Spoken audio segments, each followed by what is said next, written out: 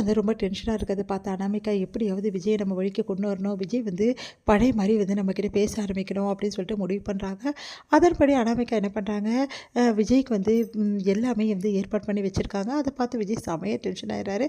இதெல்லாம் யாரை கேட்டு ஏற்பாடு பண்ணனாரு, என்னங்க விஜய் இப்படி பண்ணுறீங்க, நம்ம வாழ்க்கை நம்ம தொடங்க வேணாவா அப்படின்னு சொல்கிறாங்க. இங்கே பாரு, உன் கூடலாம் வாழ்க்கையை தொடங்கணும்னு அவசியம் எனக்கு கிடையாது. எப்போ நீ என்னை எந்த ஸ்டேஷனில் வச்சியோ அன்னைக்கே உனக்கும் எனக்கும் உள்ள உறவு எல்லாமே முடிச்சு போச்சு. இதுக்கப்புறம் நீ யாரோ நான் யாரோ அப்படின்னு சொல்லிட்டு எல்லாத்தையும் தூக்கி கழிச்சு போட்டுட்டு நல்லா திட்டிட்டு அனாமிகாவை போயிடுறாரு. அதனால் அனாமிகா செம கோவமாயிடுறாங்க. உன்னை விடமாட்டேன் விஜய், நீ என் கூட வாழ்ந்தே ஆகணும், அதுக்காக நான் என்ன வேணாலும் செய்வேன். இதுக்கப்புறம் தான் இருக்க அந்த அனாமிகாவோட ஆட்டவே நீ பார்க்க போகிற, என்னையா இன்சல்ட் பண்ணிட்டு போகிற அப்படின்னு சொல்லிட்டு செமையாக டென்ஷன் ஆகிடுறாங்க அனாமிகா. இங்கே வந்து மகா கிட்ட வந்து சூர்யா என்ன பண்ணுறாரு, சொல்லிட்டு இருக்காரு, மகா ப்ளீஸ் மகா என்னை மன்னிக்க மாட்டியா, எவ்வளோ நாள் தான் என்னை தண்டிப்பேன் அப்படின்னு சொன்னோன்னே மகாவும் வந்து சரி ஓகே, நான் இதுக்கப்புறம் வந்து உங்களை வந்து நான் மன்னிக்கிறேன் அப்படின்னு சொல்லிடுறாங்க. அதனால் வந்து ரொம்ப சந்தோஷமடைகிறார் சூர்யா. இவங்க 2 பேரும் நல்லபடி பேசிக்கிறதை பார்த்துட்டு வீட்டில் எல்லாருமே சந்தோஷமாக இருக்காங்க. பெரியவங்க எல்லாருமே வந்து இவங்களுக்கு நடக்க வேண்டியது எல்லாமே ஒழுங்காக நடக்கணும், எவ்வளோ நாள் தான் இவங்க இப்படியே இருப்பாங்க அப்படின்னு சொல்லிட்டு யோசிக்கிறாங்க. அதன்படி வந்து மகா கிட்ட சொல்கிறாங்க, இங்கே பாரு மகா, இதுக்கப்புறம் நீ சூர்யாவை ஏற்றுக்கிட்டு நல்லபடி வாழணுமா, எவ்வளோ நாள் தான் நீங்கள் 2 பேரும் இப்படியே இருப்பீங்க, எங்களுக்கும் வந்து பேர பசங்களெல்லாம் பேத்திங்களெல்லாம் பார்க்கணும் ஆசை இருக்காதா அப்படின்னு சொல்லிட்டு கேட்டோன்னே மகா வந்து யோசிக்கிறாங்க. சரிம்மா, வீட்டில் எல்லா சடங்கும் ஏற்பாடு பண்ணட்டுமா, நீ என்னம்மா சொல்கிற அப்படின்னு சொல்லிட்டு கேட்குறாங்க அவங்க மாமியார். அப்போ வந்து ராஜலட்சுமி கிட்ட சரிங்க அத்தை அப்படின்னு சொல்லிட்டு மகாவை சிரிச்சுக்கிட்டே சொல்லிடுறாங்க. இதனால் ரொம்ப சந்தோஷமடைகிறாங்க ராஜலட்சுமியும் பாட்டியும். அடுத்து வந்து இங்கே வந்து நம்ம சூர்யாவையும் கூப்பிட்டு கேட்குறாங்க, இங்கே பார் சூர்யா, எவ்வளோ நாளைக்கு இப்படியே இருப்ப, நீயும் வந்து மகாவும் சேர்ந்து வாழணும்டா, சந்தோஷமாக இருக்கணும், அதுக்காக வந்து நாங்கள் வந்து எல்லா ஏற்பாடும் பண்ண போகிறோம் அப்படின்னு சொன்னோன்னே சரி அப்படின்னு சொல்கிறாங்க. இங்கே பாரு, நீ மனசு விட்டு மகா கூட பேசணும் இருக்கணும் அப்படின்னு சொல்கிறாங்க. இதெல்லாம் கேட்டு சூர்யா ரொம்ப சந்தோஷமடைகிறாரு.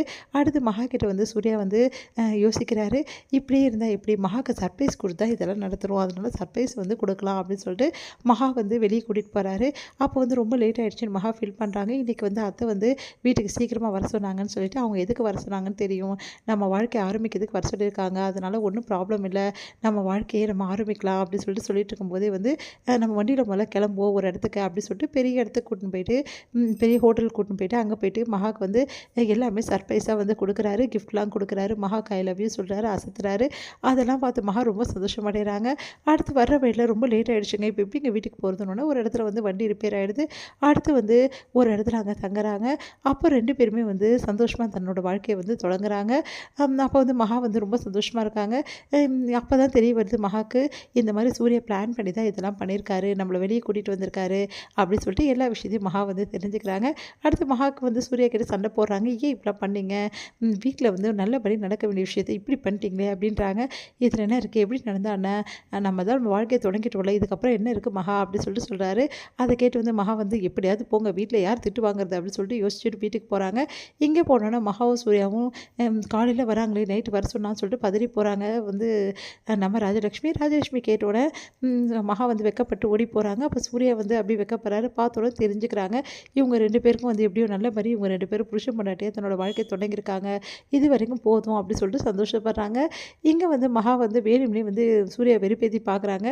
நீங்கள் பண்ணது கொஞ்சம் கூட சரி இருக்கா, எவ்வளோ நல்ல விஷயத்தை வந்து இந்த மாதிரி பண்ணிட்டீங்க அப்படின்னு சொல்லிட்டு கேட்குறாங்க. பாருங்கள் நீங்கள் பண்ண வேலையை அப்படின்னு சொல்கிறாங்க.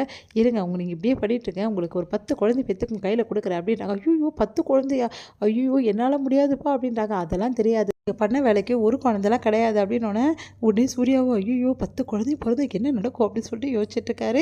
இங்கே வந்து அனாமிகா பண்ணுற பாட்டில் வந்து என்ன பண்ணுறதுன்னு தெரியாமல் விஜய் வந்து மனசு கஷ்டப்படுறாரு.